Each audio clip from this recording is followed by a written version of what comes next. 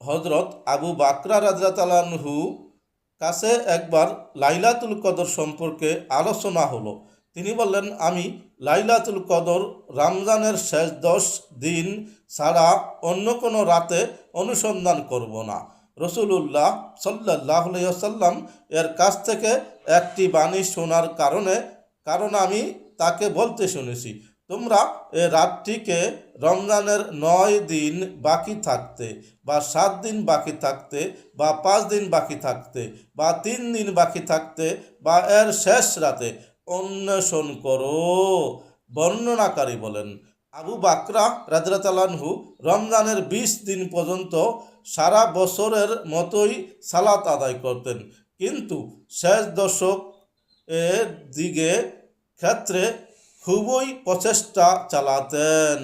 হাদিস তিরমিজি শরীফ, হাদিস নং 794 ও ইবনু হিব্বান, হাদিস নং 3686।